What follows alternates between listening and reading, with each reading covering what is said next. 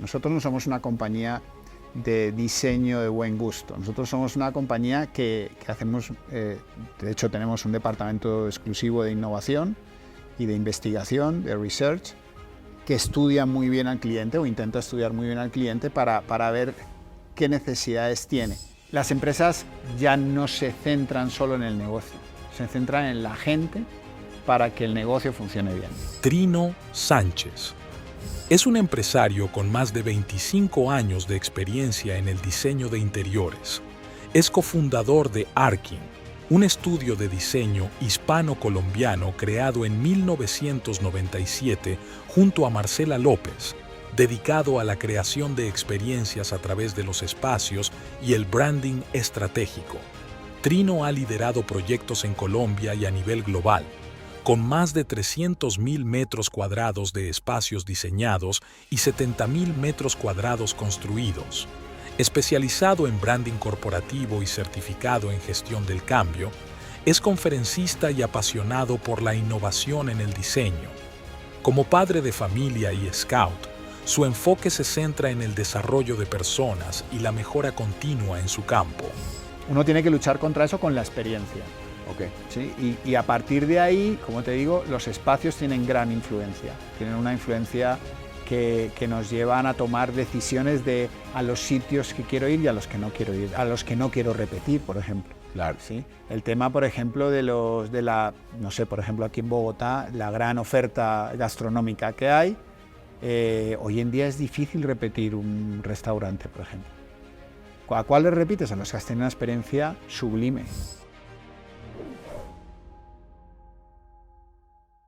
Hola, les habla Mauricio Duarte.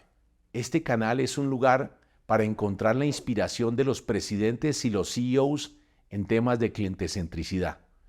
Para nosotros es aún más importante que tú te hagas presente a través de los comentarios. Déjanos saber qué piensas, qué ideas podíamos traer, qué cosas quieres que preguntemos.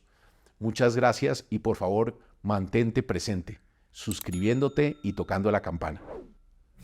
Trino, qué rico estar contigo hoy. Muchas gracias por haber llegado aquí a tu casa. No, un placer enorme. Pues Trino es una de estas personas que he tenido el placer de conocer en la vida, porque, y para la audiencia, recoge una profesión hermosa que es la arquitectura, pero con una visión en un estado muy evolucionada, ni siquiera clientecéntrica, sino centrada en el ser humano. Y tendremos oportunidad de descubrir, Trino, muchas cosas de este trasegar tuyo, que conecta con el propósito de la clientecentricidad. Entonces, pues no quiero hacer mayores alardes, quiero que te presentes, por qué llegaste acá, te va a delatar el acento, no eres colombiano, por qué terminas en Colombia, por qué terminas haciendo empresa en Colombia, y luego empezamos a gravitar hacia el descubrir que el hacer tuyo tu profesión era mucho más impactante cuando pensabas en el cliente y lo que era importante para él. Trino. Bueno, pues muchas gracias. Pues como bien dices, yo termino en Colombia, soy español, vengo de una zona muy turística, yo nací en una ciudad que hoy es la ciudad con más hoteles por metro cuadrado de toda Europa. Okay. Se llama Benidorm, en Alicante, sureste de España, y termino allí porque mi padre ya era diseñador de interiores y pues los hoteles, el boom, tal, y entonces terminamos ahí toda la familia, yo nazco allá y me engancho a este negocio de la experiencia del cliente, de lo que el cliente necesita, bueno, de todo este mundo, ¿no? Paradójicamente me voy a estudiar a la Universidad de Salamanca, y pues allí conozco a una arquitecta colombiana que también va a estudiar allá. Bueno, y la historia termina en que yo después de unos cuantos años los dos viviendo allá y habiéndonos casado, ya nos venimos para acá por unos temas familiares y terminamos en Colombia. Paradójicamente, termino en Colombia un año antes de la gran crisis en España, ¿no? En 2007 nos venimos, en 2008 entra la crisis y bueno, pues por distintas razones la gente me llamaba a preguntarme que cómo sabía que iba a pasar eso. Pregúntelo a mi señora. Pregúnteselo a mi suegra. Entonces, bueno, ahí digamos, empezamos a trabajar aquí en Colombia. Evidentemente, con la crisis, España empieza a bajar muchísimo y terminamos cerrando la operación en España. Seguimos trabajando en España a través de Colombia, pero en Colombia empezamos a crecer, empezamos a obtener una serie de contratos importantes y sobre todo centrados en la parte de la experiencia del cliente, donde nos empezamos a volver muy fuertes, y en la parte corporativa. Porque era nuevo en ese momento en Colombia la clientecentricidad. ¿Por qué? ¿Qué te encontraste a sorpresa? Claro, vienes de lo que llaman los americanos el hospitality, que pues es el top de la clientecentricidad. Pero interesante tu perspectiva de aterrizaste de regreso en Colombia. ¿Cuál era el estado del arte, de la arquitectura y de la profesión y del hacer entre España y Colombia en ese momento? ¿Y por qué encontraste este filón? No, yo creo que sí había muchísimo nivel, o sea, antes y ahora. Yo creo que en Colombia sí hay mucho nivel de arquitectura, o por lo menos así lo percibimos. Eso nos puso las pilas también para ponernos a un nivel igual a lo que ya se estaba dando. Lo que sí es diferente es cómo se tomaba, digamos, al cliente, cómo se enfrentaba esa necesidad del cliente hacia cómo tenías que desarrollar los proyectos, hacia cómo tenías que desarrollar sobre todo los conceptos. Y de hecho, en la época en que nosotros llegamos, pues había muchísimas cosas mucho más tradicionales que ahora, ¿no? Yo llegué hace 17 años a Colombia, y hace 17 años pues los bancos todos eran iguales. Los bancos era la ventanilla, el cristal blindado, la doble compuerta. Sí, o sea, tenía pues por la idiosincrasia de la sociedad, por el momento que estaba viviendo, por una cantidad de cosas, el tema de la seguridad, el tema de la confidencialidad, se llevaba a unos estados muy altos que mermaban, digamos, toda esa parte, digamos, de la flexibilidad de los espacios, ¿no?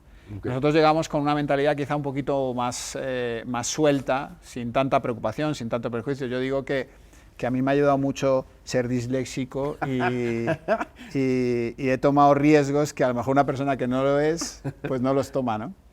Afortunadamente, como digo yo, con Marce, mi socia, y mi esposa, pues hemos tomado unos riesgos que en otras condiciones o con otras mentalidades no hubiéramos tomado, ¿no? Y cuando dices, me gusta la anécdota, la dislexia me ayudó, ¿por qué?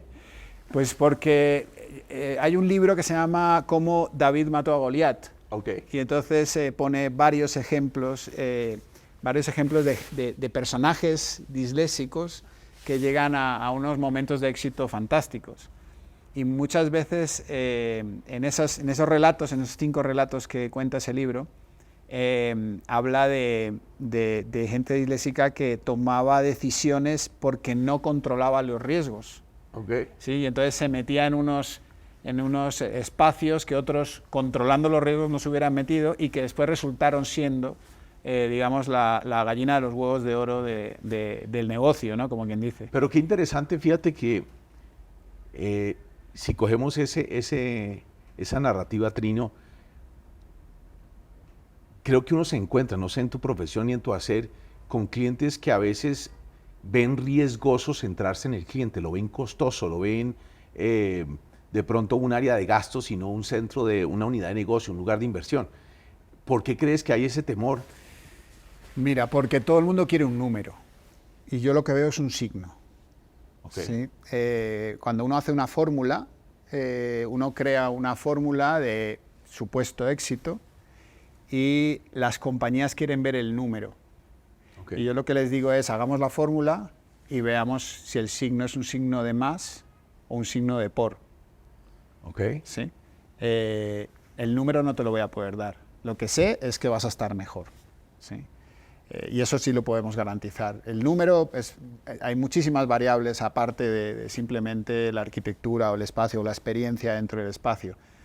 Hay una cosa que es importante, o por lo menos es algo que en Arquint, en la empresa que manejamos, digamos, es una máxima, y es que los espacios son catalizadores de las costumbres y de los hábitos de las personas.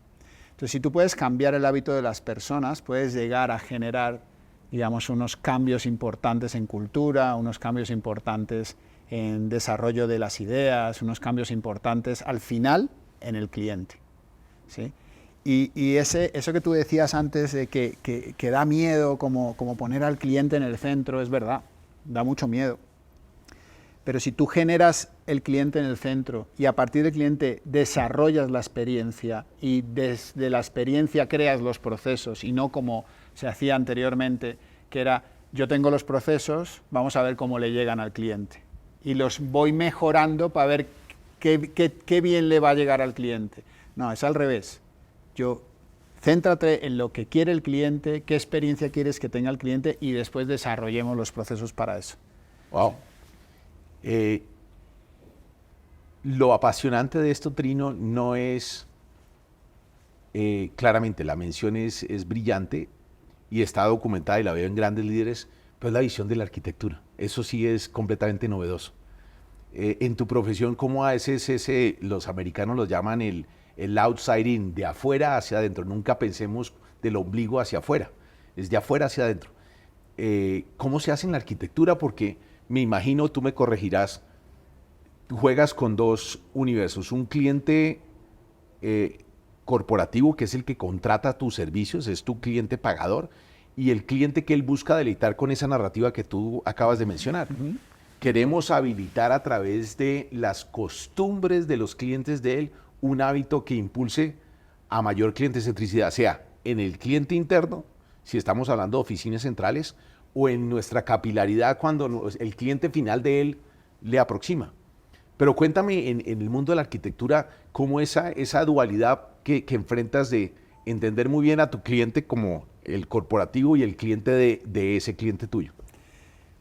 Sí, bueno, eso lleva todo un proceso, ¿no? Todo el diseño no es un tema de buen gusto, a mi criterio. Estamos hablando de un criterio personal y de compañía también. Nosotros no somos una compañía de diseño de buen gusto. Nosotros somos una compañía que hacemos, de hecho tenemos un departamento exclusivo de innovación y de investigación, de research, que estudia muy bien al cliente o intenta estudiar muy bien al cliente para ver qué necesidades tiene. Y cuando digo qué necesidades tiene, no es solo la que nos declara el cliente, que muchas veces el cliente ya te llega con un manual de cosas que necesito. Okay. Hay muchas veces que no necesita tanta cosa, okay. ¿sí? y que limpiando todo eso y yéndonos atrás de lo que realmente está provocando esa necesidad, podemos generar muchísimos ahorros, no solo económicos, sino de esfuerzos okay. que puede llegar a tener que hacer el cliente para poder llegar a lo que quiere conseguir para su cliente, ¿sí? Y en el ámbito corporativo sí hay muchísima noción de esa parte del estudio previo al proyecto, a lo que se quiere obtener. Entonces, con estas pues digamos, nosotros tenemos una serie de comunidades que se enfocan en el human experience, en el research, en toda la parte tecnológica, ¿sí? En toda la parte de la sensación humana. Tú cuando hablabas del tema de dentro hacia afuera y tal, hay un concepto que obtuvimos de una marca internacional, Allen International, cuando hicimos el Hellbank. Ellos trajeron ese concepto aquí, nosotros como decís aquí en Colombia, lo platanizamos, ¿no? Okay.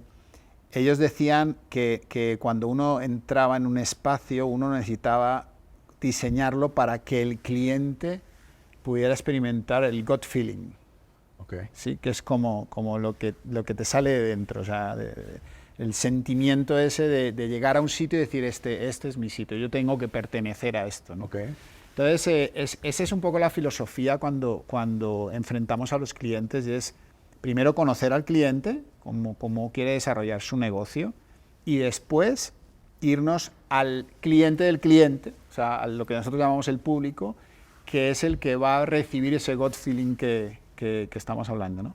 Ellos tienen mucha, en general, el público tiene mucha percepción de cosas que uno quizá en el proyecto no percibe.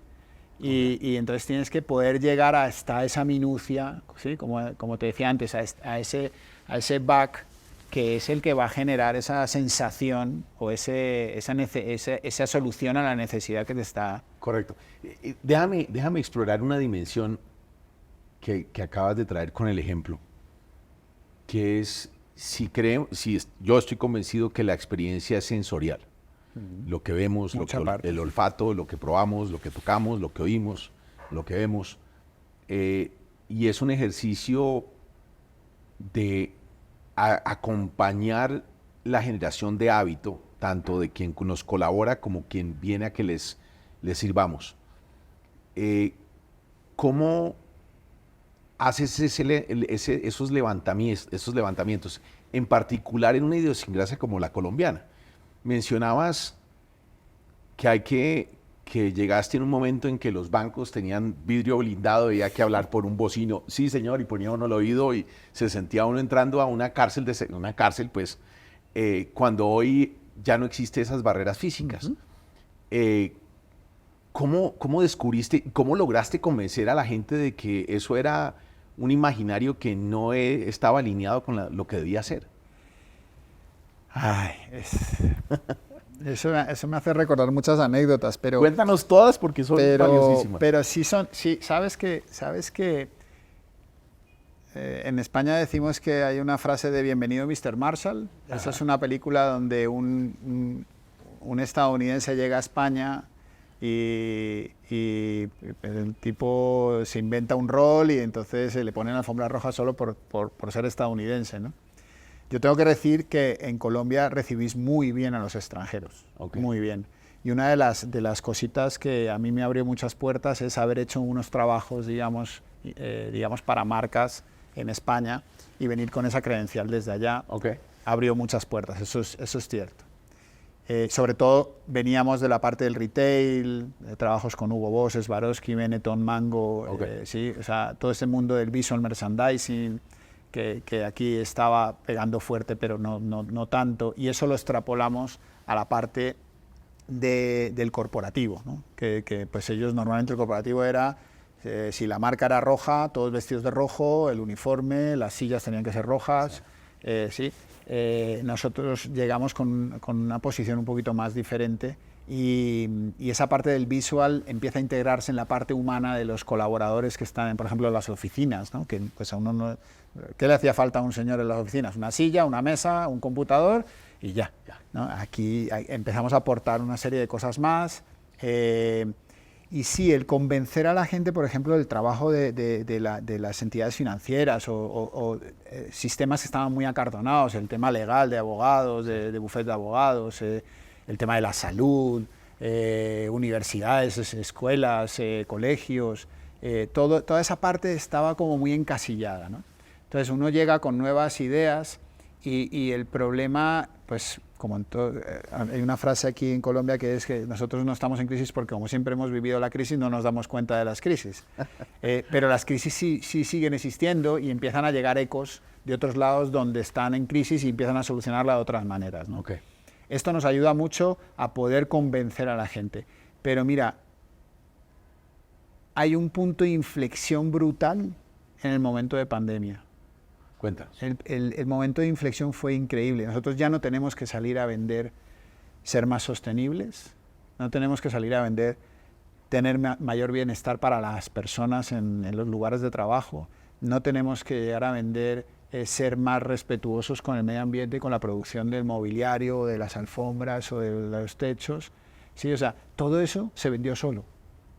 Porque la pandemia nos hizo reflexionar de una manera brutal y darnos cuenta de muchísimas cosas que quizá, pues como hablábamos un poquito antes, quedan en la superficie y empiezas a darte cuenta de que no solo la superficie, sino que van calando hacia abajo y te das cuenta de que lo que estás haciendo no lo estás haciendo en la vía correcta, ¿no?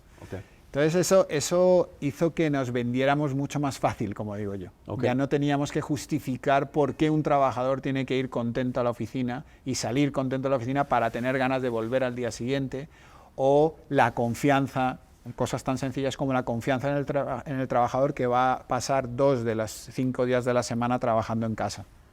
¿Sí? Esas cosas la propia pandemia ya las vendió. nosotros lo que tenemos que hacer es acondicionar los espacios de trabajo, los espacios de experiencia de cliente, para que los clientes tengan ganas de ir. De hecho, muchos proyectos últimos que se han hecho es para recuperar a la gente que ya no quiere ir a la oficina, porque pues va a volver al mismo sitio de trabajo de antes de pandemia, y se ve como en ese caos que... No digo que no hayamos vuelto un poquito al caos, porque realmente sí hemos vuelto un poquito, pero recuerdan, digamos, otra época, ¿no? Ahí, Trino, te interrumpo un segundo. ¿Tienes 1 o 2 ejemplos de esa narrativa de cosas que antes de pandemia, durante pandemia y post pandemia es evidente cómo migró, sobre todo en ese colaborador, que la pandemia rompió paradigmas de la gente tiene que venir y marcar tarjeta y estar aquí en la oficina? No. Ahora, si hay cosas que es trabajar de manera colaborativa, cara a cara, es mucho más productiva, entonces hagamos un blend. ¿Qué ejemplos descubriste tú que marcó ese vender más fácil? Sí, porque ya no tenías que vender argumentos que antes tenías. Un ejemplo muy, muy interesante fue un proyecto que hicimos para una caja de compensación que tenía en mente descentralizar, digamos, la parte de la oficina, digamos.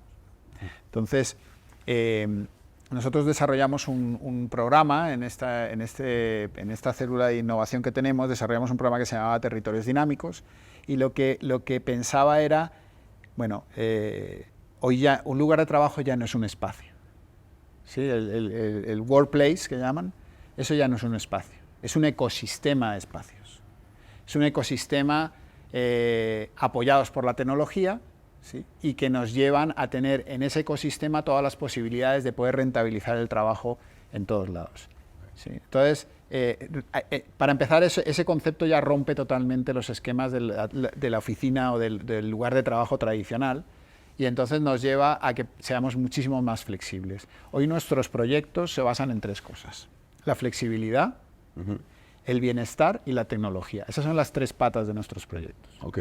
¿Sí? Hazle doble clic a cada uno de sus atributos. A ver, la flexibilidad está claro, o sea, los espacios ya no sirven solo para una cosa.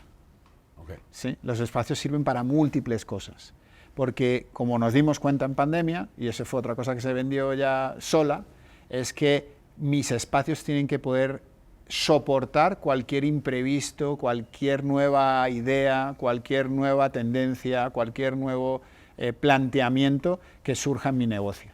Ok, se recalibra por las necesidades. Sí, okay. O sea, tú ya no tienes, no, es que vamos a hacer un laboratorio de innovación, entonces no, las mesitas todas, no, todo es flexible, todo es móvil, okay. Tal, porque hoy es innovación, mañana es una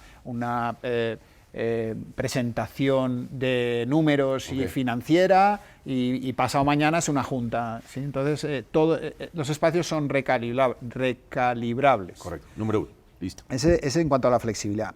El bienestar. Bueno, pues el bienestar hoy después de pandemia ha sido, digamos, el gran beneficiado, digamos. ¿Por qué? Porque las empresas ya no se centran solo en el negocio, se centran en la gente para que el negocio funcione bien. Me encanta esa frase. Sí. Otra vez.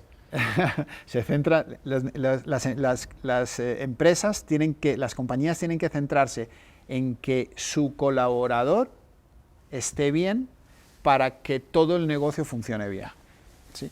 Es una máxima que además ha revolucionado totalmente desde el diseño del mueble hasta el desarrollo de la iluminación, ¿sí? Pasando por la ergonomía, pasando por los servicios internos de las compañías, pasando por 1000 cosas.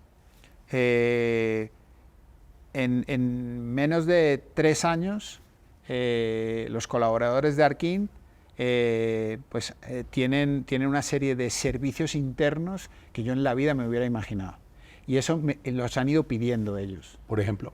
Por ejemplo, hace más o menos unos 15 días inauguramos Arkin Academy.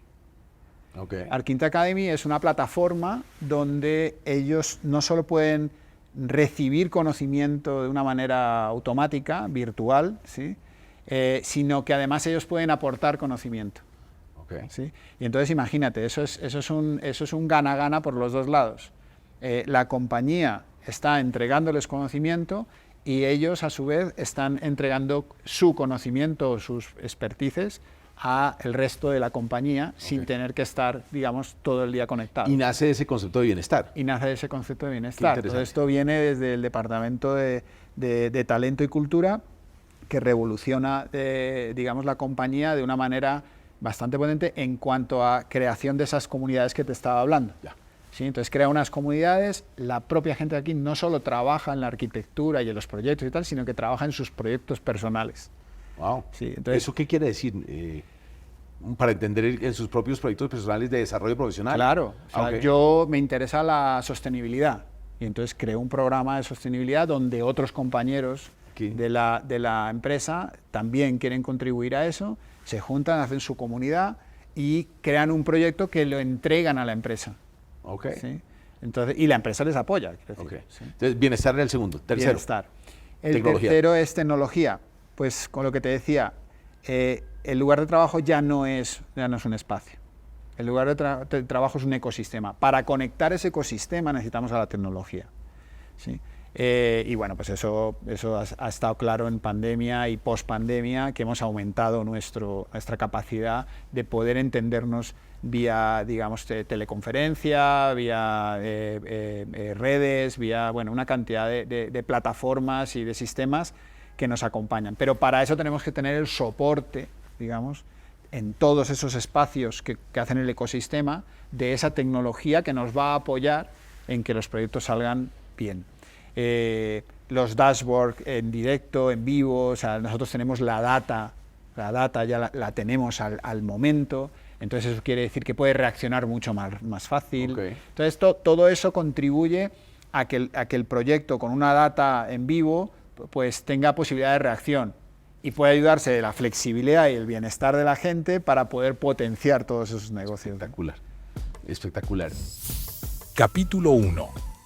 Explica cómo la clientecentricidad en la arquitectura va más allá del diseño estético para enfocarse en las necesidades y emociones del cliente final.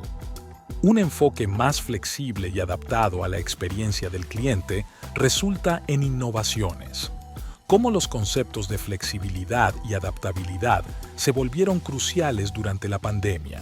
Me devuelvo en nuestra conversación, Trino, porque me quedó retumbando que tú decías, claro que la fórmula es importante, pero nosotros más allá de la fórmula, porque los factores que constituyen la fórmula pueden ser más, menos, es decir, suman unos diferentes que otros, pero al final se trata del símbolo.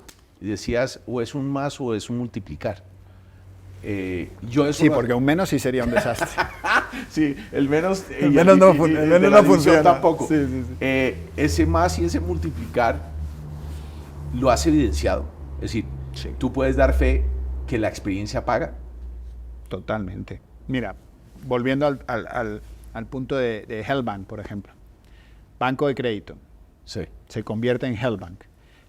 La mayoría de la gente no sabe ni que Hellbank es una marca, era una marca colombiana. Era porque ya la compró Corbanca y después Itaú. Y eso es un dato importante. Sí. O sea, un banco de crédito súper tradicional se convierte en ese boom que la gente no sabía si era una tienda de muebles, si era un spa, si era no sabía lo que era. Un hotel boutique, sí. Sí, no sabía. Sí. De hecho, ellos su publicidad era esa, precisamente.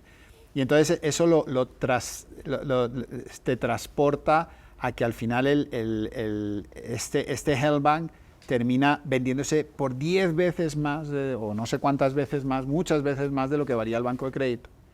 ¿Y qué es lo que cambió, evidentemente? Sí, cambió la arquitectura, cambiaron los procesos, hicieron un trabajo increíble las compañías que se dedicaban a esa parte de procesos para poderlo adaptar, la marca cambió, los espacios cambiaron, pero al final lo que el cliente percibía era una experiencia.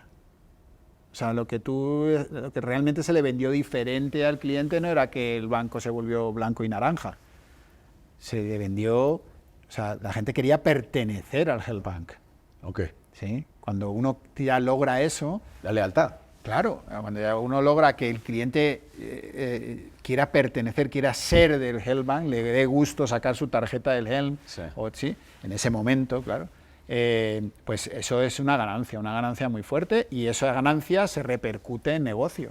En negocio en ese momento y en valor de la compañía también, porque es que no es solo el valor de la operación, es que es el valor que está subiendo en la propia compañía. De hecho, pues lo que te digo, se vendió 2 veces. Se vendió a Corbanca y después se vendió a Itaú. Qué fascinante. Y fíjate que estás en un tema crucial en nuestra conversación, que es la experiencia en la dinámica de aumentar ingresos lo logra. Ya nos acabas de dar el ejemplo. Pero miremos también cómo la arquitectura del diseño contribuye a la otra variable, que es la del costo. Cómo genero gran experiencia y bajo el costo de operación. Y me dabas unos ejemplos previas a esta conversación de cómo el rol de la arquitectura también es contribuir al modelo de negocio en cuanto a costo, eficiencia y experiencia. Cuéntanos un poquito de eso. Sí, yo creo que nosotros tenemos una... A ver, el arquitecto de interior tiene una responsabilidad muy elevada en el momento de los negocios, digamos, dentro de los espacios. Y esa experiencia se puede llegar a crear cuando limpias el concepto, digamos. O sea, cuando tú llegas a una empresa y ves, no sé, en retail, y tienen una cantidad de procesos, y tienen una cantidad de elementos, después elementos físicos que también despistan. Distracciones por todos lados, incluso hasta fuera de lo que es el comercio. O sea, estos escaparates llenos de cosas, ¿sí? Convencer al cliente de que tiene que limpiar es el primer paso. ¿Sí? El primer paso es limpiar los conceptos, enfocarse en pocas cosas, pero efectivas, ¿sí? Dejar lo importante, eliminar, eso nos ha pasado muchas veces, eliminar sites que no funcionan, que los mantienen casi que por tradición, no, pero es que este fue el primer punto que abrimos, y resulta que está en una zona... ya no es. Sí, que no tiene ningún atractivo, nadie lo reconoce. Eso al cliente y al dueño de las compañías les cuesta mucho. He estado hablando en cuanto al retail, ¿no? Nosotros trabajamos mucho en eso, en limpiar, en dejar la esencia de las cosas para poder llegar y basarnos en eso para volver a construir, ¿no? Entonces, esa parte yo creo que es importante. Y en el tema corporativo, te diría que es parecido. O sea, realmente los ahorros son más en cuanto a la cantidad de elementos que no se necesitan, ¿sí? No se necesitan, no sé, hay compañías que están obsesionadas porque es que tenemos que tener muchas salas de juntas.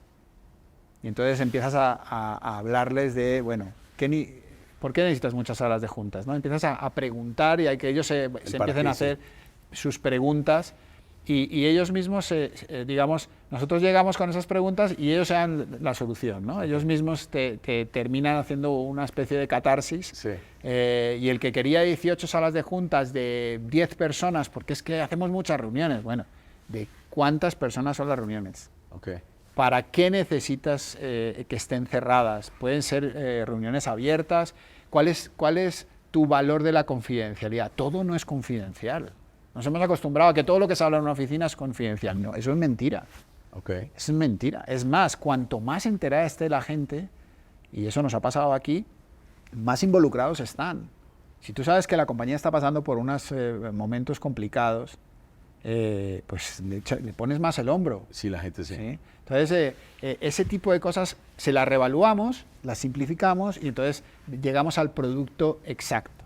Pues necesito estas salas de juntas, pero no necesito más, necesito unos espacios para hacer las reuniones de pasillo, necesito otros espacios para concentración, espacio abierto para colaboración. Entonces, todo eso lo vamos reestructurando. Igual, como te digo, como en los espacios de retail o en los espacios de educación, donde también se daban por supuestas muchas cosas que realmente no hacen falta. En la sanidad igual, el tema del triage, una cosa que es súper importante antes de entrar a que te atiendan.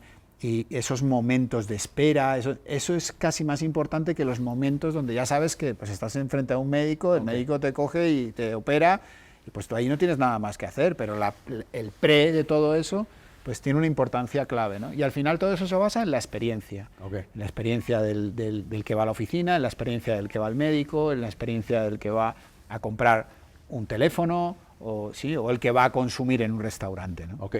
Fíjate, Trino, entonces muy interesante porque hemos abordado la experiencia como generador de ingresos a partir de la generación de yo quiero ser parte de eso que estoy observando. Me encantó cuando decías, quiero sentirme parte de esto. Y si saco un plástico de crédito, me identifica a mí también. Es un acto de pertenencia. Claro, total. Que se paga y se paga muy bien porque en el mundo financiero el valor del cliente en el tiempo, la lealtad tiene un impacto real. Por eso pagaron varios múltiplos más de como lo vendieron o lo compraron en su primera iteración.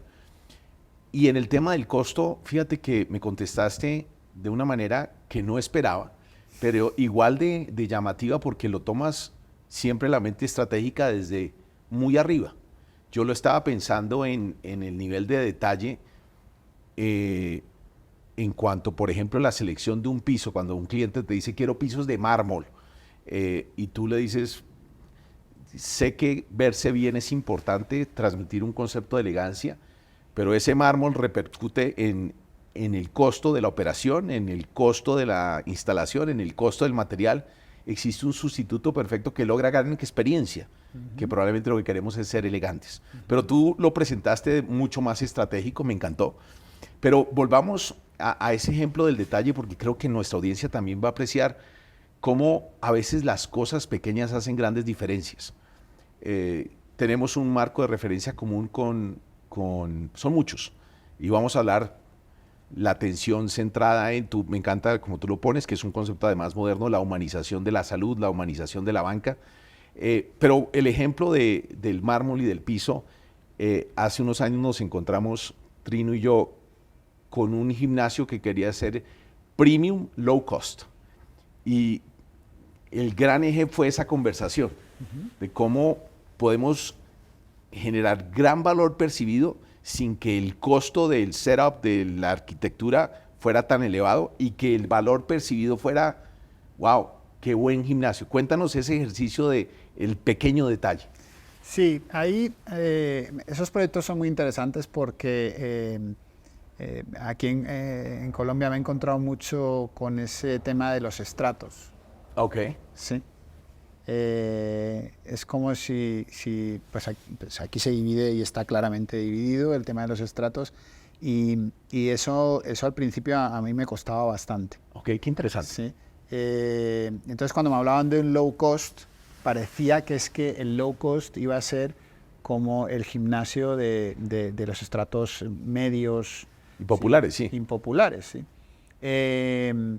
Y pues tenemos miles de ejemplos de que compañías de low cost de todos los ámbitos y de todos los segmentos, al revés, son las más populares y las utilizan todos los estratos. Okay. ¿Sí? Entonces, cuando llegó este cliente, la verdad es que yo me di cuenta que las máquinas eran las mismas, digamos, la distribución de espacios más o menos eran los mismos, o sea, no había una diferencia importante en cuanto a las instalaciones en sí, pero sí se quería tener una imagen, digamos, mucho más para todo el mundo, ¿no? Okay. Entonces, yo siempre digo que a los restaurantes buenos les gusta ir a unos y a otros, o sea, todo el mundo quiere pertenecer a eso, y unos irán 10 veces al mes y otros irán una. Pero a todo el mundo le gusta ir a un restaurante donde le sirven bien, donde come buena comida y tal. En el tema de los gimnasios es además mucho más evidente el tema de que el precio mensual pues puede llegar a ser un condicionante, ¿no? Pero al final las implantaciones que tú tienes que hacer en el gimnasio varían por el trato, no varían porque tengas una máquina mejor o peor, ¿sí? No llegamos a ese nivel, a lo mejor un deportista de élite sí lo nota, pero uno que no es deportista de élite, pues digamos se conforma. Entonces, ¿cómo lo tomamos por ahí? Por el tema de la imagen. Entonces nos llevamos un tema de visual merchandising precisamente muy potente, ¿no? En vez de poner unas lámparas lineales o unos foquitos tal, pues creamos una serie de letras que iluminaban. La parte de los baños y los vestieres, pues con unos efectos visuales hechos en vinilos y gráficos importantes. Nosotros tenemos un departamento gráfico dentro del estudio de diseño interior y creo que con unos recursos menores, con una aplicación gráfica interesante, pudimos suplantar todos los lujos que otros gimnasios podrían llegar a vender, ¿sí? Digamos de una manera indirecta. Y en cuanto a los servicios, pues ya la empresa ya tenía su estrategia de servicios destinada digamos, en plan masivo. Claro. No fijándose en la máquina, en la pesa, en el tal, sino en la parte un poquito más humana, volvemos al tema, de que todo el mundo podía participar, por eso lo de Fit for All, ¿no? Me encanta, me encanta. Hay en esta conversación mencionas lo que muchos creo que hay un error en creer que low cost es bajo servicio. Hay como una asociación que es falsa. Lo has dicho Falso. y lo hemos podido visualizar en muchos escenarios, que el que sea de bajo costo no significa que sea un mal servicio. Lo que sí es cierto es que juega a unos atributos particulares. De acuerdo, se especializa. Que es unos atributos que hay un arquetipo de cliente que valora eso muchísimo y puede hacer renuncias conscientes a que de otras cosas que darían no me las están dando, pero me dan lo que más quiero. De acuerdo. Lo otro que me encantó que mencionaste, Trino, era porque en mis conversatorios con muchísimos líderes empresariales como tú, necesitamos trabajar con nuestra gente para que, además de la entrega del servicio, tiempo, modo y lugar se haga de forma perfecta. Se trabaja mucho en la cultura para que hagamos sentir bien a nuestro cliente. Y usaste una frase que es la primera vez que la escucho, porque vuelvo y te digo, lo increíble y lo apasionante de la arquitectura, como tú la ejerces, es que la arquitectura y el diseño tienen una función igual en cómo hacemos sentir a nuestro cliente. Si hay un ejercicio humano, son los humanos que nos hacen sentir especiales, pero el ambiente nos debe ayudar a reforzar esa percepción, como que no hay un disasocio en que me tratas muy bien, pero el sitio como que me espanta. Cuéntame un poquito más de eso. Sí, como te decía antes, para nosotros los espacios son catalizadores de los hábitos de las personas. Sí, me encanta esa frase. Entonces, esto, si arrancamos o si lo tomamos como punto final, como te decía antes, nuestra responsabilidad es bastante alta, porque lo que vamos a hacer son las herramientas para que la gente se comporte de una manera o de otra. Ok. ¿Sí? A partir de ahí, tú ya puedes generar todo tipo de experiencias, ¿sí? Y hace falta estudiar bien qué experiencia quieres, por eso te decía antes, partamos de la experiencia que queremos que pase el cliente o la persona que va a habitar un espacio de trabajo y nos vamos hacia atrás, pero no condicionemos al cliente o a la persona que va a trabajar a mis procesos, porque entonces ahí sí se muere el proyecto, o por lo menos, como decíamos antes, tiene una fecha de caducidad. Correcto. ¿Sí? Aunque todo tiene fecha de caducidad, pero eso es otro tema. Pero mucho más temprana, ¿no? Se vuelve un tema muy inmediato, ¿sí? Que ese es uno de los problemas de hoy, ¿no? El tema de la inmediatez para todo, ¿no? O sea, es uno de los grandes retos de que todo lo queremos ya, la gente todo lo quiere inmediato. Ya no tenemos la paciencia que teníamos antes, ¿no? Sí. Ya no esperamos para un par de zapatos ni todo esto. La gratificación instantánea. Instantánea, sí. Entonces, uno tiene que luchar contra eso con la experiencia. ¿Sí?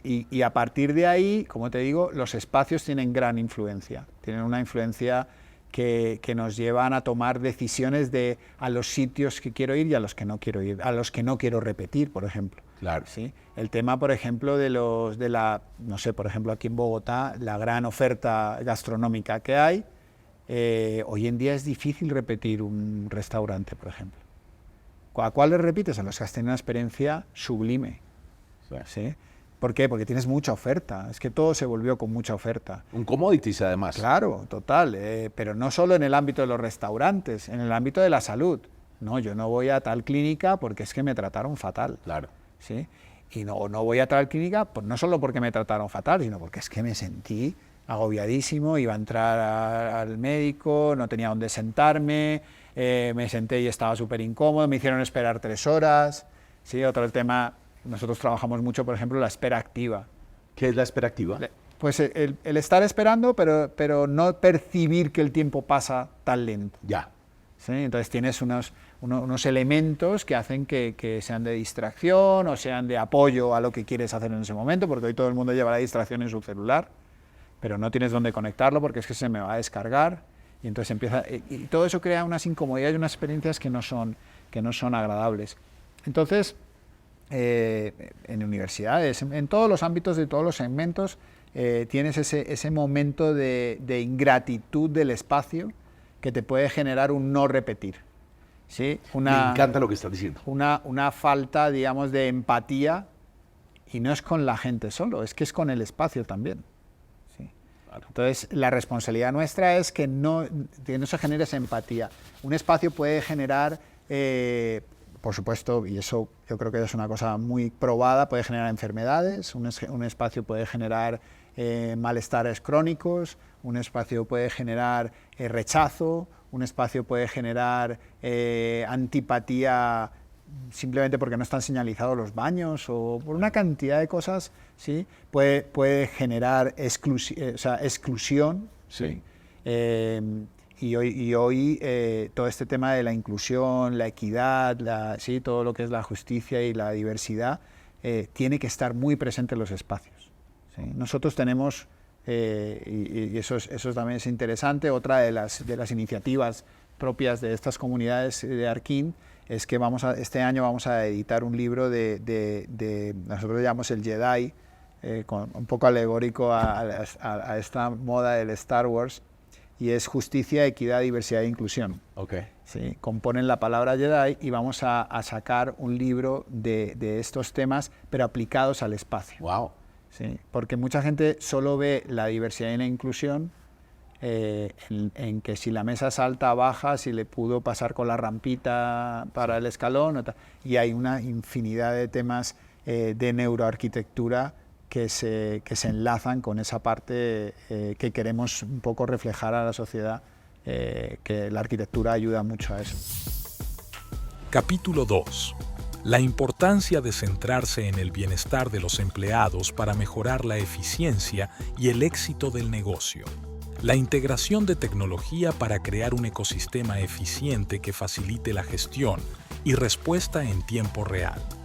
¿Cómo la experiencia del cliente puede aumentar significativamente el valor de una empresa? Volvamos al principio de esta conversación y con esto último quiero empatarlo y crear un puente que nos transporte a la especialización. Entonces decías al principio de nuestra conversación, hablaste de que además de la clientecentricidad, tú lo ves el ser humano. Entonces, y es un concepto real hoy de las industrias. Entonces se habla la atención centrada en el paciente, la humanización de la salud. Se habla de la humanización de la banca. En materia del sector público, luego vamos a hablar de ello, es la humanización del trato al ciudadano. Y el puente que quiero construir es hacia el de la especialización, porque sé que has tenido proyectos de salud, proyectos universitarios, proyectos de cajas de compensación, proyectos de multinacionales de tecnología. ¿Qué entiendes tú por la humanización y cómo esa humanización se traslada a la especialización en esos sectores, Trio? Bueno, a ver, el concepto de clientecentricidad ha evolucionado a lo que llamamos nosotros, digamos, el Human Centered Design o Experience. Esa parte está muy respaldada ya científicamente. Lo que te hablaba ahora de la neuroarquitectura está basada en la humanización de todos los elementos arquitectónicos que ayudan a que ciertas, digamos, condiciones del ser humano pues se valoren y se puedan, digamos, potenciar en ciertos espacios. Entonces, a partir de ahí, uno puede generar una cantidad de momentos yo llamo momentos a ese sentimiento que uno tiene en los espacios, ¿no? Ok. Una cantidad de momentos que ayudan a solucionar problemas, a que la gente se sienta bien, a todo ese tipo de cosas. Eso hace que definitivamente los espacios sean esas herramientas para humanizar, digamos, los negocios. ¿Sí? Okay. Ahí nos vamos a un terreno un poquito resbaladizo, ¿no? Y es que la humanización no quiere decir darle la palmadita en la espalda a todo el mundo o ser súper simpático, ¿sí? La humanización de los espacios de trabajo, los espacios universitarios, la humanización de todo esto va también desde la cultura. Okay. O sea, si no atas la cultura a todo esto que estamos hablando, pues no tiene ningún sentido. Yo puedo hacer una universidad súper humanística, sí. Conceptualmente, y si la gente no está atada al concepto del humanismo y de la empatía y de toda esa parte, no va a funcionar. No, eso no va a funcionar nunca en la vida, ¿no? Entonces, el tema de la cultura va muy atado a eso. Por eso los proyectos ya no se atan solo a una dimensión física, sino que se atan a una cantidad, a un espectro grande de colaboradores que son los que hacen el change management, por ejemplo. ¿Sí? La gestión del cambio es clave para... Hay gente que le cambias la oficina y la destrozas, porque es que ya no tengo mi espacio de 20 metros cuadrados cerrado. Sí, me pones aquí con la gente, ¿cómo me haces eso? ¿Sí? Okay. Eso necesita unos sponsors. Una socialización. Necesita que le expliques, mira, no, te voy a dar un puesto, pero es que vas a tener gimnasio, vas a tener un nap room, vas a tener, hay una zona de lactancia, o sea, te voy a dar otros servicios. Entonces, para eso hace falta un gestor del cambio, por ejemplo. ¿Sí? En el tema de recursos energéticos, igual.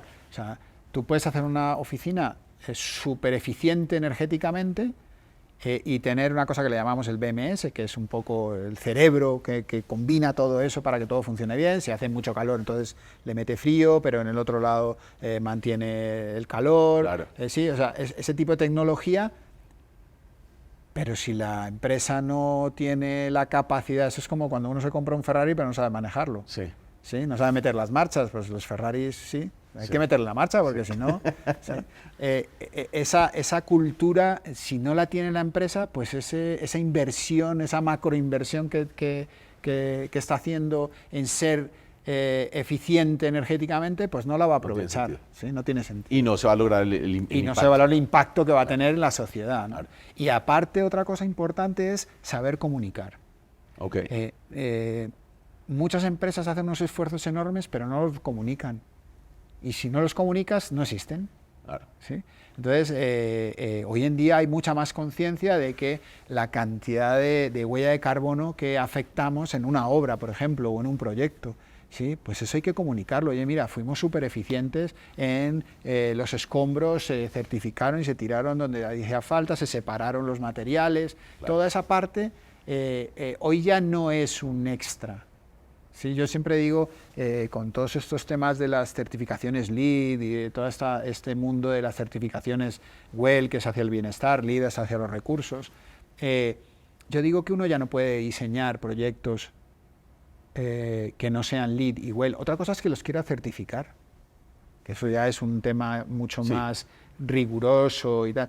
No, uno tiene que diseñar con esa conciencia, con la conciencia humana y con la conciencia de sostenibilidad. O sea, yo no puedo diseñar algo que vaya a perjudicar notoriamente, digamos, al fabricar unos muebles, no sé, una plantación de árboles en no sé dónde. O sea, no estaríamos a gusto, ¿no? Me queda muy claro, fíjate, como lo mencionas, grandes pensadores del management dicen: la cultura desayuna estrategia por la mañana. Totalmente. La base es la cultura, es cómo nos comportamos, de qué conversamos, nuestros comportamientos discrecionales, a qué los dedicamos, cómo nos comunicamos, como decías tú. Ahora quiero aprovechar esa milla final, ese tramo hacia la especialización, Trino, porque no puedo pasar esta oportunidad única de hablar, por ejemplo, de la educación o de la salud. ¿Cómo la viste? ¿Cómo la ves hoy y cómo ves ese evolutivo?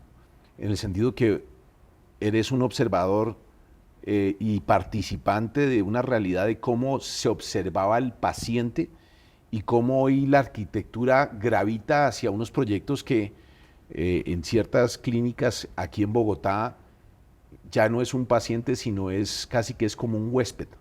Son dos conceptos diferentes. Es un huésped que necesita tratamiento hospitalario, pero es nuestro huésped. Entonces, el concepto de hospitalidad a su más alto nivel.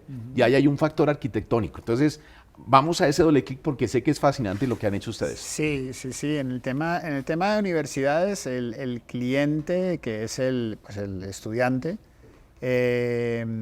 primero se volvió más exigente en cuanto a que no quiere desaprovechar su tiempo. Antes a lo mejor iba uno a la universidad porque pues tenía que ir a la universidad, sí. Hoy ya no. Entonces, hay una cosa muy paradójica y es que el estudiante quiere carreras más cortas, quiere carreras más virtuales y simplemente va a la universidad cuando tiene que hacer temas muy específicos de colaboración y desarrollo.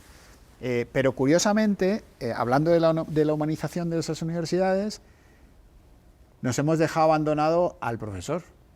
Que es el otro cliente. Que es el otro cliente. Claro. ¿Sí? Y entonces se han empezado a hacer proyectos de salas de profesores mucho más eficientes, mucho más empáticas, porque pues el profesor al final se le daba un cuartico y métete allá y a ver cómo te las apañas. Sí. No, son espacios donde además puede colaborar con el estudiante, o sea, sí, son espacios mucho más empáticos. Ese es un cambio importante en cuanto a las universidades. Y vuelve y juega y se va todo hacia ese lado del bienestar, tanto del iba a decir el paciente, del estudiante como del profesor. En la parte clínica, los momentos álgidos son, pues evidentemente cuando uno llega, la percepción de estar como tú dices, en un espacio agradable, en un espacio en el que sabes que van a cuidarte bien. Hoy en día hay unas clínicas, digamos, de primer orden y de vanguardia aquí en Bogotá y en Colombia, que hablan mucho, digamos, con los espacios naturales. Por ejemplo, había una tara impresionante con el tema de la vegetación, de la biofilia. ¿Sí? La biofilia es, digamos, el amor por la naturaleza, la conexión con la naturaleza dentro de los espacios. Nosotros le llamamos biofilia. Esa biofilia antes era imposible de pensar en un espacio de salud. ¿Por qué? No, porque es que las plantas... Contaminan. Los virus, no sé qué. Hoy es parte de... O sea, hoy no hay un espacio clínico que no tenga parte de biofilia y que conecte con la naturaleza, y ojalá tengan jardines y ojalá tenga terrazas, y sí, las habitaciones ojalá tengan su espacio externo, que el paciente pueda estar un tiempo en la habitación y un tiempo al exterior. Ese tipo de cosas se valoran muchísimo, ¿no? Y eso quiere decir que se está tomando en cuenta la experiencia pre y post de la intervención puramente, digamos, médica. Okay. ¿Sí? Te interrumpo ahí un segundo, Trino, porque conozco bastante, digamos, los journeys en el sector hospitalario. Uno puede decir, hay un primer viaje de cliente o de paciente que es urgencias, que es muy particular y sé que ahí tienes unos aprendizajes muy llamativos. Hay otro que es la hospitalización, lo que es programado, y otro que es lo ambulatorio. Me imagino que la arquitectura del diseño sigue cosas muy particulares para cada uno de esos segmentos, total. Cuéntanos, me estabas contando y te interrumpí, disculpa, el tema de, creo que era hospitalización, pero quiero que elaboremos en los Pues mira, si empezamos por el tema de urgencias, es verdad que esos Customer Journey, que le llamamos nosotros, también son aplicables en la sanidad, muy aplicables. El tema de urgencias es un tema muy álgido. Al final, si tú vas, digamos, en la mayoría de los centros clínicos o hospitales, el tema de urgencias se mide por minutos. Sí. ¿Cuántos minutos antes de que te atiendan? Espera, sí. ¿Sí? Entonces, ahí cobra mucha importancia el tema de la espera activa, ¿sí? O la espera, digamos, no consciente. Sí. ¿Sí? Porque pues al final te va a tocar esperar. O sea, urgencias es urgencias, pero la forma en cómo distribuyes tu tiempo y las actividades que hay en esa espera influyen mucho en la percepción que vas a tener al final de que te hayan atendido y te hayan sacado de urgencias o te hayan ingresado porque estás muy mal. Entonces, esos momentos de espera, esos momentos de los pres, en urgencias se pueden distribuir de tal manera que nada más llegar tengas una serie de atenciones muy, muy primarias y después vayas introduciéndote y tu espacio del tiempo digamos, se perciba de una manera mucho más corta. ¿Sí? Si yo tengo espacios agradables donde yo puedo estar, donde, como te digo, conecto con la naturaleza, tal, no sé, aunque esté vuelto nada, ¿sí? Tu percepción del tiempo va a ser otra diferente. Con dos coexistencias o coexisten dos experiencias.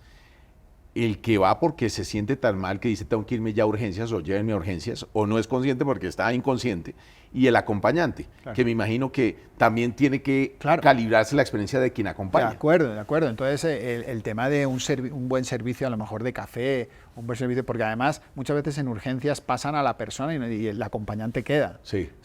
Y queda allí horas hasta que termina de su proceso, digamos, clínico. Entonces, esa estancia tiene que ser muy agradable para los dos. Claro. ¿Sí? Y es verdad lo que tú dices, o sea, casi nadie va a urgencias solo. Claro. O sea, yo te diría que el porcentaje es bajísimo. Sí. ¿Sí? El tema de urgencias pediátricas, súper importante.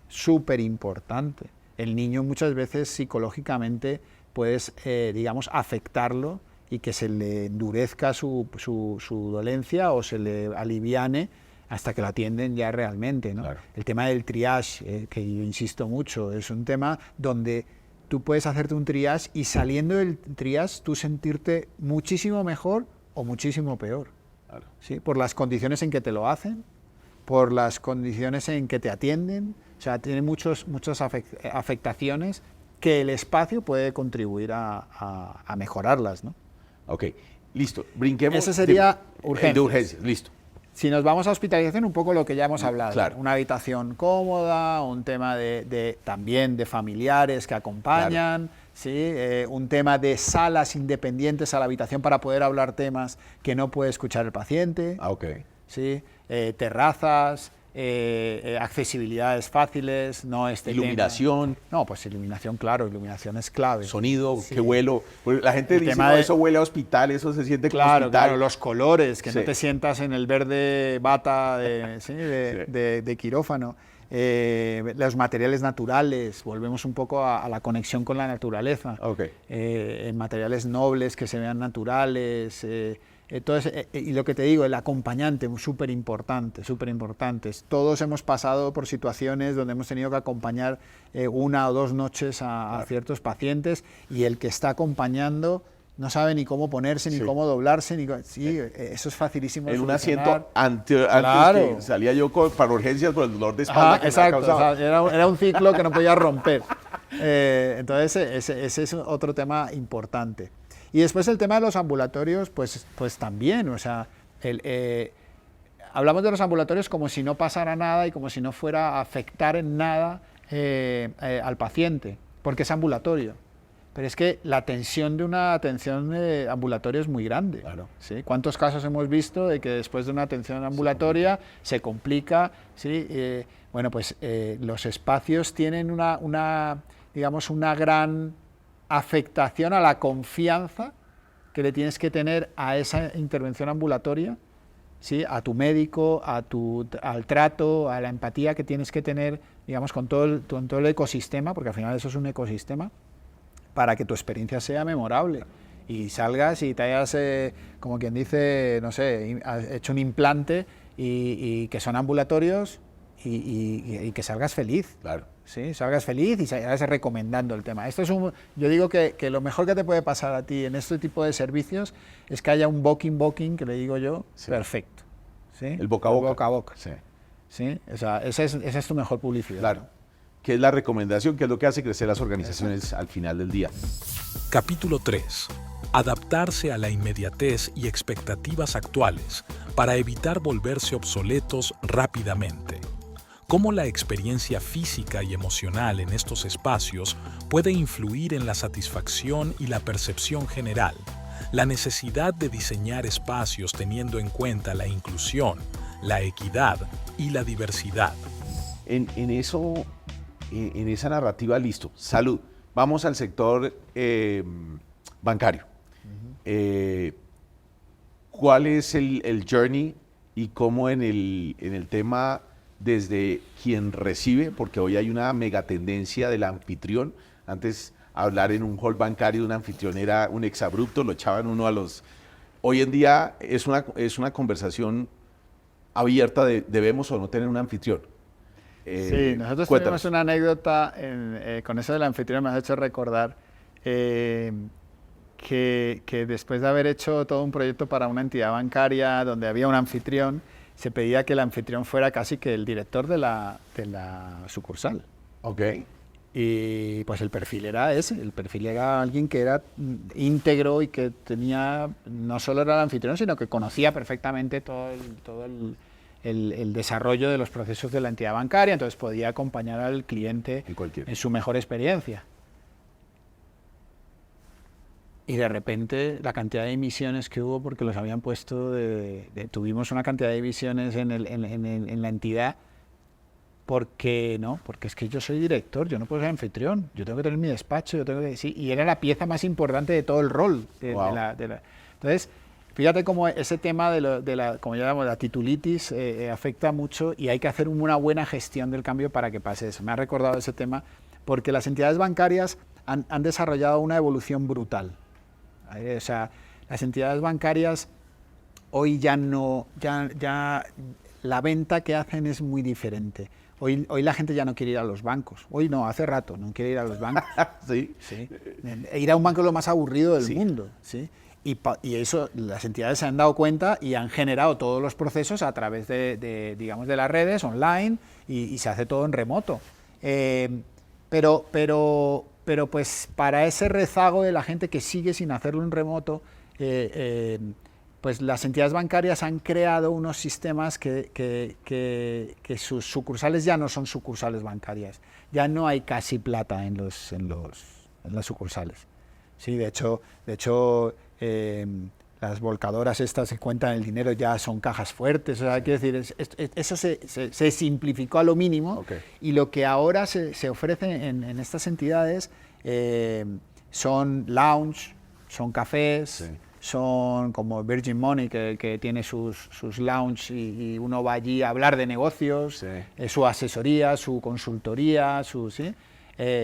Es un tema de empatía, es un tema de explicar al consumidor cómo se hacen esas cosas en remoto, es un tema más de publicidad. Hay muchas sucursales que a lo mejor no tienen ya solo espacios de cajeros y puramente enfocados a lo que es la plata y el dinero, digamos, físico, sino ya es un tema mucho más, no sé, nosotros hemos hecho diseños donde habían tiendas de celulares dentro, o habían promociones inmobiliarias, o habían, sí, cosas que son necesidad de la gente, ¿no?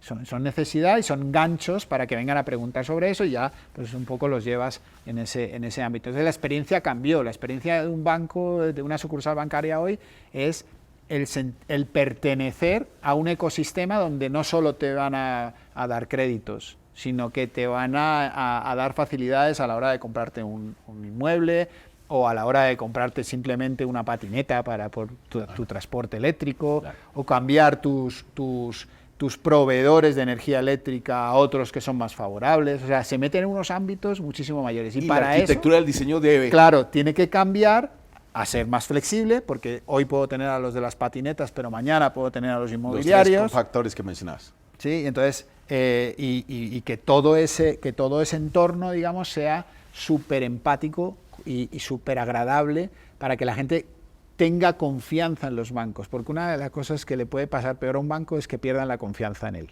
La arquitectura del diseño contribuyen, es un catalizador de confianza. Claro, totalmente. No, pues solo tenemos que ver los bancos que más han progresado, yo te diría en España, es la Caixa, que tiene unos modelos súper diferentes hasta de cajeros automáticos, o sea, es otro mundo, y el Banco Santander son empresas que se han fijado en que lo que quiere el cliente ya no es que le vendas un crédito o le digas que su cuenta de ahorros está bien, no, eso lo pueden ver por internet. Sí. ¿Sí? tienen que conectar con el cliente de otra manera. ¿Cómo conectan? Con estos espacios agradables, con espacios que se vuelven además coworkings, porque es que estoy en esta zona, tengo un banco allí que pertenezco a ese banco y me puedo ir allí a simplemente poner unos mails y a trabajar un ratico porque es que tengo otra reunión aquí al lado, ¿no? Dicho de otra manera, porque es un concepto que se me ilumina cuando te escucho hablar, que es transformar nuestra relación una de proveedor, de commodities, que no hay nada más commodity que un banco, al de un aliado. Claro. Un aliado de negocios, entonces te genero el espacio para que puedas hacer negocios, te ilustro para que puedas ser más efectivo en una actividad. Simplemente no proveo servicios, sino agrego valor para que yo sea tu aliado. De acuerdo, es lo que te decía antes de la caja de compensación. Su concepto era descentralizar la oficina, que el espacio de trabajo ya no fuera un sitio, sino que fuera un ecosistema. Y esta caja de compensación empezó a abrir pequeños hubs de trabajo en toda la ciudad, de tal manera que cualquier persona que era de la caja de compensación podía ir a trabajar a ese sitio unas horas. Ok. ¿Sí? Y pues dominaba toda, pues en este caos de tráfico que tenemos, pues tener cosas cerca es lo mejor. El otro journey o el otro sector que mencionaste y quiero volver a él, entonces hemos hablado hasta ahora de salud, hemos hablado de educación, hemos hablado de banca. Mencionaste retail, pero y hablaste algo de restaurantes y hablaste algo de servicios de gimnasios. Hagamos una profundización en ese mundo de retail, que sé que tienes también una experiencia increíble. Ahorita a nuestros escuchas y a las personas que nos ven van a tener un soporte de todos los proyectos que has intervenido. Que nuevamente la pandemia nos transformó, elementos de gratificación instantánea de si yo quiero un producto lo quiero ya, quiero sentirme especial. Y te doy un ejemplo, hay ciertos retailers en otros países que por ejemplo tienen dos bolsas, una roja y una negra. La bolsa negra dice no necesito ayuda y la bolsa roja dice por favor ayúdeme. ¿Cómo el retail y la experiencia, dicho de otra manera, cómo la arquitectura y el diseño contribuyen a que sea más exitoso el negocio del retail hoy en día? Bueno, eso tiene muchas arandelas. No todos los sistemas y todas las posiciones son para la misma gente. No hay cosa más equivocada que intentar hacer un retail para todo el mundo. Que los gringos llaman one size fits all. Eso Sí, no existe. Eso, o sea, olvídate. Sí. Sobre todo porque además no vas a marcar, digamos, un estilo, no vas a marcar, como quien dice, un sentido de pertenencia. Volvemos al tema de la pertenencia. Un sentido de pertenencia hacia tu producto o hacia tu forma de hacer las cosas. Hablando de restaurantes, sería tu forma de servir el producto que vas a ofrecer. Hablando de retail, de moda, no vas a tener una tienda para todo el mundo, ¿sí? O si la tienes, pues serás uno más de los grandes almacenes tipo Corte Inglés, o, ¿sí? que al final tampoco son para todo el mundo. Claro. Tampoco lo son. Entonces, en ese ámbito, yo creo que sí que hay que orientar al cliente me refiero al cliente que te va a contratar a ti para su cliente, sí, a enfocarlo en una estrategia de un cliente concreto, ¿sí? ¿En cuanto a qué? En cuanto a que pues mi cliente va a ser los teenagers, mi cliente van a ser la gente del corporativo, o mi cliente va a ser, digamos, niños. O sea, siempre orientar al cliente en un segmento o en una franja, digamos, y después en un segmento. Yo voy a ofrecerle al cliente, no sé, pues una forma de vestir de esta manera, ¿sí? Porque dentro de los teenagers pues tienes los más clásicos, los más agresivos, los más punk, los más... ¿sí? Sí. Entonces también eso es bueno. O sea, siempre que te vayas especializando tienes mayores posibilidades de que la experiencia sea memorable. Okay. Hacer una experiencia genérica termina no siendo una experiencia. Me encanta eso. ¿Sí? Entonces no creo nuestro subconsciente nos va a llevar siempre a intentar abarcar la mayor cantidad de público, evidentemente. Cuanta más cantidad de público tengas, pues más vendes. Eso es relativo. Sí. ¿Sí? Yo lo escuché en management diciendo, tiene uno que en estrategia concentrarse a ganar en ciertos atributos y en otros a renunciar y no apenarse por ello. Exacto, no, apenarse no, al revés, fortalecer los atributos que has conseguido. Claro. Sí, o sea, pues, no sé, todas las marcas de tecnología, todas tienen sus fans. ¿Sí? Y ninguna se muere de hambre. Claro. ¿Sí? O sea, sí, entonces ahí digamos, esa parte es súper importante para que nosotros como diseñadores de los espacios podamos centrar la atención sobre lo que ellos quieren, que es vender a una serie de gente un producto determinado. Perfecto, Trino. Si hay muchos que nos escuchan que dicen, inteligente es el que aprende de sus errores y sabio es el que aprende de los errores de los demás. Aprovechándote su sabiduría, a alguien o empresario en el mundo del retail o empresario en el tema de la salud o las actividades propias de los bancos y de tantas cosas que has intervenido, ¿cuáles son las cosas que quisieras que no se equivocaran y que aún ves que la gente se sigue equivocando? ¿Cuáles son los grandes aprendizajes de tu experiencia? Eso me hace muy mayor, como dices. Grandes aprendizajes es, primero, no quedarse con la primera idea, es importante. ¿Por qué? Porque normalmente la primera idea no está estructurada. La primera idea es una idea muy fresca, muy potente, pero no tiene análisis. Okay. ¿Sí? Estoy hablando de la primera idea. Okay. Cuando tú le hablas a alguien de un proyecto o de una intención, eso hay que masticarlo, eso hay que elaborarlo, eso hay que reposarlo, como la buena cocina, ¿no? Okay. Eso sería como uno de los aprendizajes que hemos tenido, no quedarnos siempre con la primera idea.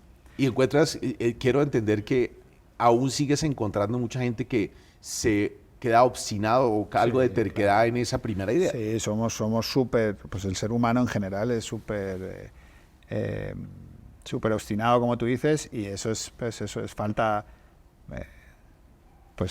en mí o sea, hay falta de humildad, falta de reconocimiento, falta de aceptar feedback, una cantidad de cosas ahí, porque además creemos tener siempre la verdad del asunto, entonces eso es... Y también es del ombligo hacia afuera, ¿no? Total. Listo, primer gran consejo de la experiencia. Segundo, diría, pues un poco yendo a ese tema de la humildad y como tener la humildad de reconocer los fallos, ¿no? Yo creo que para llegar al éxito de un proyecto tienes que aceptar que te equivocas y reaccionar sobre esa equivocación. Y la equivocación muchas veces no la detectas. Digamos, la equivocación la detectas a posteriori. La equivocación a nosotros nos ha servido mucho para detectar, digamos, errores o vías que no son las adecuadas, la data que te decía antes. Sí. El tema de la data creo que es súper buena para reaccionar temprano a los problemas que te pueden llegar o que te están llegando. Y por supuesto la intuición, eso sí es clave también, ¿no? Pero sobre todo la data hoy, que es muy fácilmente, digamos, soportable y puedes acceder fácilmente a ella, creo que es uno de los grandes retos que tenemos. En ese punto, Trino, me quedo pensando, cuando hablas de la data se prende el bombillo de estas prácticas modernas del agilismo. Sí. Que se inspiran en el desarrollo de códigos y de la ingeniería, que dicen lo bueno es enemigo de lo perfecto. Y una buena idea, la mejor manera de evolucionarla es iterando. Y iteremos de forma ágil. Está ese concepto, pero en lo precario de mi conocimiento, en donde tú eres un experto de arquitectura y diseño, podría haber un rompimiento en que los temas tuyos son muy complicados de recalibrar. Puedo estar equivocado y quiero entender que no es un divorcio de los dos conceptos. Uno puede experimentar y recalibrar en el diseño y en la arquitectura, o una vez uno está jugado, eso no tiene reversa. No, sí tiene reversa. No es que tenga reversa, tiene evolución. Ok. Es diferente. Chévere. Mira, nosotros tenemos una serie de experiencias donde hemos desarrollado diseños para entidades y para compañías muy grandes, corporativas, y pues creas una serie de diseños conforme a un programa, conforme a un estudio, conforme a unos temas que te dan un resultado. Okay. Ese resultado es bueno, pero este departamento, precisamente la comunidad de Customer Experience, tiene unos programas post-proyecto, ¿sí? Donde tú, mediante unos códigos QR y la experiencia de la gente en los espacios, te dicen, pues mira, esta sala está muy fría, o estos booths y estos asientos son incómodos, Okay. o tal. ¿Sí? Entonces, nos hemos dado cuenta que tú, al crear un proyecto, desarrollas una idea que después puedes evolucionarla. Y te cuesta menos dinero que cambiar la oficina a los 5 años. Wow. ¿Sí? Entonces, tú creas la oficina, estamos hablando de una oficina, tú creas la oficina. En la oficina hay ciertos puntos que no te están funcionando. Si tienes la capacidad de poderlos evolucionar a lo largo del tiempo, sigues a los 5 años teniendo una oficina perfecta, con el resultado que estás teniendo, con una menor inversión que a los 5 años volver a cambiar la oficina. ¿Sí? Porque a los 5 años las costumbres, los hábitos o la propia gente o la tecnología incluso te puede haber cambiado el concepto de una oficina. Mientras que si tú lo haces progresivamente, las inversiones son, primero, mucho más escaladas y segundo, menores. Okay. ¿Sí? Entonces, eso es un ejemplo por ejemplo, de una evolución, no de una reversa. Yo por eso te digo, no es una reversa, es una evolución de los diseños. De la voz del cliente. Y eso es igual el claro. feedback, lo que hablas tú del feedback. Exacto. Me dan feedback, recalibro. Ajá. Okay. Y entonces eso funciona, te he puesto el ejemplo de una oficina, pero funciona en retail porque el producto cambia o el cliente cambia. Sí. ¿Sí? Funciona en educación porque las clases cambian y los estudiantes cambian y la forma de lectiva cambia. En lo que son salud, exactamente igual, porque la tecnología de la salud cambia, porque el cliente, porque nos enfermamos de otras cosas. La telemedicina, acá hay unas máquinas, el médico está en Bogotá, yo estoy en otra ciudad de Colombia. Entonces, todo eso hace que los proyectos, si se mantienen activos y los procesos, digamos, con los estudios de diseño son de intercambio de feedback, podamos ayudar a los clientes a que sus inversiones sean menores y graduales dentro del mismo proyecto. Increíble, Trino. Siempre estos conversatorios dan para horas y horas. El tiempo no nos ayuda en este momento, pero quiero cerrar con un par de preguntas más. La primera es, dado nuestro eje de conversación, ¿qué quisieras hablar que yo no te he preguntado o es algo que tú quisieras expresar para nuestra audiencia en estos temas de, al final es un empresario exitoso? ¿Cómo la clientecentricidad te ha habilitado para lograr eso? Pues yo no sé si, yo como hablábamos antes, yo creo que la clientecentricidad ha cambiado al human, lo que llamamos, ¿no? Sí. Al human center experience. Sí. Y la humanidad en la empresa, creo que en los últimos años, donde gracias a Dios nos ha ido muy bien, ha sido una de las claves. O sea, la cultura que se ha implantado, la gente, la preocupación por la gente, que el centro digamos, de la compañía no sean solo los negocios, sino que sea todo lo que hay alrededor en cuanto a la gente, los colaboradores, el crear digamos, herramientas para que ellos se sientan bien y que nosotros enfoquemos, digamos, todo nuestro esfuerzo a que ellos se sientan bien remunerados, a que ellos se sientan bien tratados, a que ellos se sientan, digamos, con las capacidades de poder desarrollar lo que tienen dentro. ¿Sí? Aquí siempre decimos, cuando contratamos, tú no vienes a dibujar, tú vienes a diseñar, que es muy diferente, ¿no? Entonces, esa es la parte que a mí me gustaría resaltar de por qué Arkin tiene éxito. Yo creo que tiene éxito porque no se centra solo, digo solo porque evidentemente el negocio es necesario, pero no se centra en el negocio del proyecto como tal, sino en la parte humana que rodea todo el proyecto. Okay. Y eso hace que los proyectos salgan mejor, que la gente dé la milla extra, que nos sintamos bien viniendo a la oficina, que cuando estás en casa seas responsable y trabajes en la misma intensidad que la oficina, que eso es lo que un poco la dinámica que está pasando hoy, que digamos ha bajado esa percepción de que no, es que en casa podemos hacerlo todo igual que en la oficina. Bueno, pues eso hay que valorarlo muy bien, hay que poner una balanza, que la gente que está en la casa sea igual de responsable que acá, porque le parezca importante su trabajo.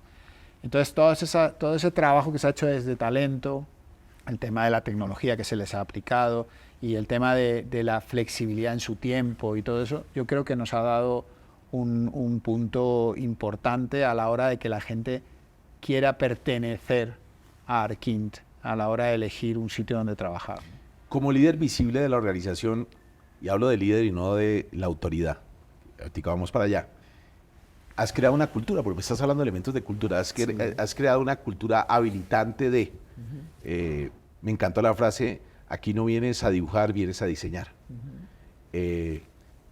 Vienes a hacer una labor, pero lo que vamos a alcanzar es mucho más. Exacto. Y esa es la cultura, y la cultura es el reflejo de sus líderes.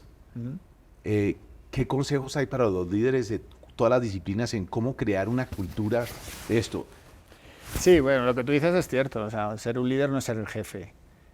Nosotros tenemos una organización muy horizontal, todo el mundo tiene acceso a todo el mundo, no hay trabas, tienes acceso a toda la información, comunicamos hacia afuera toda la información también, o sea, no somos una empresa, digamos, cerrada, ¿sí? Y esa parte del liderazgo al final es estar apoyando a los tuyos, o sea, no necesariamente, y eso es una de las cosas que Marce y yo hemos intentado trabajar mucho con todo el equipo directivo, y es saber delegar. Nosotros creo que tenemos gente muy capaz que nos da la confianza para poder delegar, y que ellos toman esa responsabilidad con todas las de la ley, ¿no? Entonces a uno lo que le toca como líder es incentivar esa delegación para que se vea apoyada, para que se vea digamos reconocida, para poderles aportar mucho más conocimiento, para poderles aportar más confianza a la hora de crear, digamos, todos estos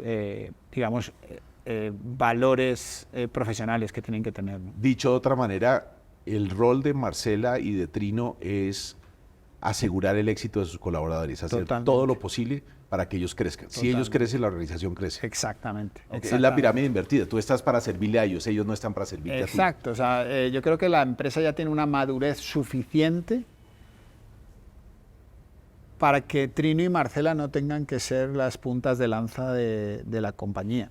Aquí cada uno es su punta de lanza, aquí cada uno tiene su proyecto, aquí cada uno defiende sus ideas y las pone encima de la mesa, que después evidentemente las vamos a discutir, pero en igualdad de condiciones. Esto no se trata del estilo de los dueños de la empresa, ¿sí? Sino hay un estilo general. De hecho ellos mismos, y eso es algo también que ha salido de ellos, se hacen llamar Arquinters, ¿sí? Que eso es un símbolo de pertenencia importante.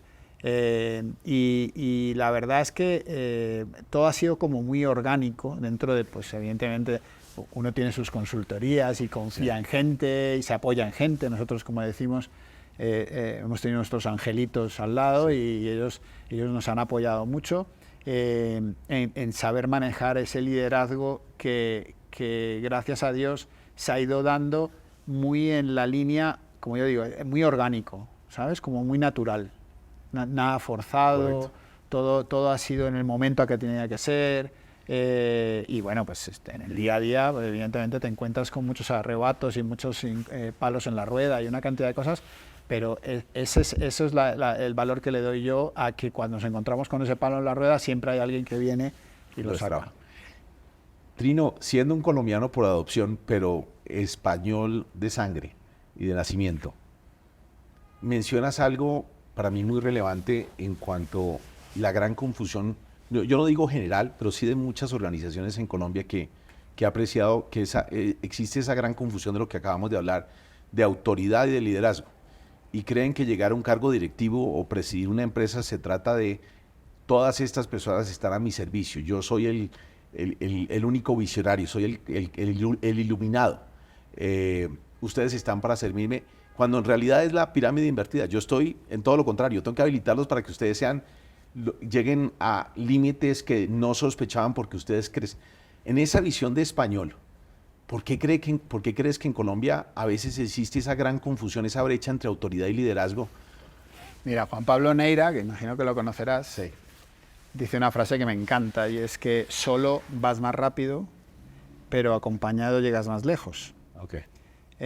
Y eso es clarísimo. Y vuelve un poquito a esa parte de que tradicionalmente, pues siempre los grandes, empresarios exitosos han figurado como ellos, como nombres propios, digamos.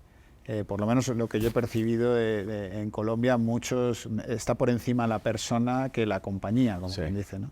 Y eso quizá influye en que pues también tradicionalmente se vea como que tengo que figurar para que se reconozca mi marca, ¿no? Tengo que ser el héroe de la historia. Sí, y si tú te fijas en las grandes compañías de hoy modernas, las modernas, pues el nombre de la empresa está por encima 1000 veces de los fundadores. Hay veces que no sabes ni quiénes son los fundadores. Claro. ¿Sí?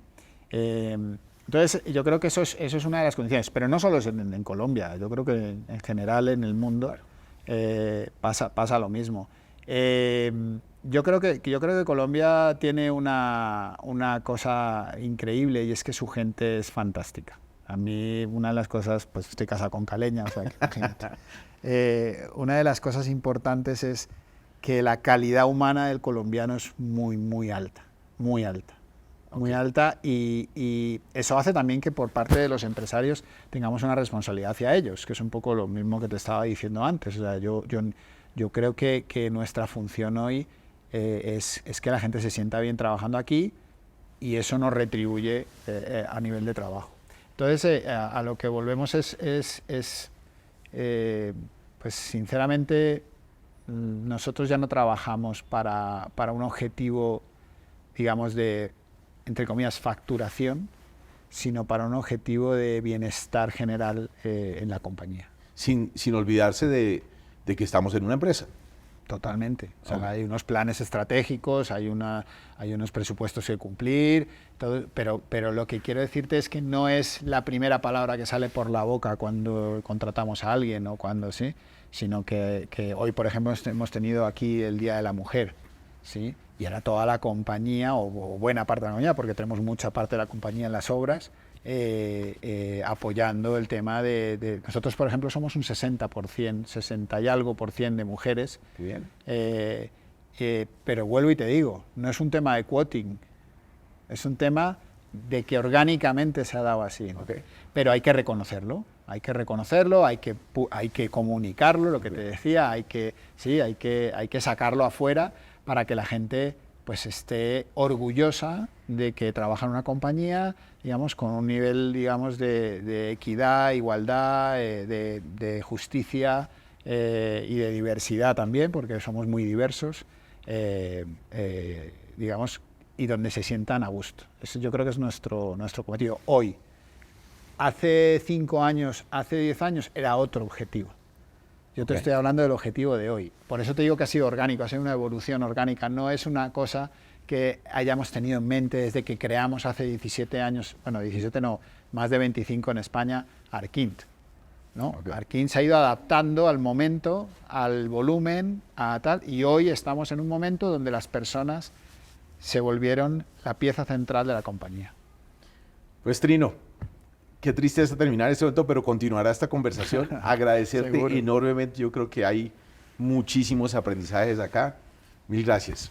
Mil gracias por todo y siempre bienvenidos. Muchas gracias. Gracias. Capítulo 4. La importancia de las recomendaciones y cómo el boca a boca es una de las formas más efectivas de publicidad para servicios y organizaciones. La importancia de adaptarse a las nuevas necesidades y expectativas del cliente. La importancia de personalizar las experiencias y no tratar de abarcar a todo el público. Autoridad versus liderazgo. Un buen líder debe habilitar a sus colaboradores y no solo imponer su visión. Hola, gracias por haber estado hasta el final de este episodio. La próxima semana tendremos un invitado que nos compartirá sus nuevos secretos y su inspiración en los temas de experiencia y clientecentricidad. No olvidar, por favor, suscríbete y toca la campana. Gracias.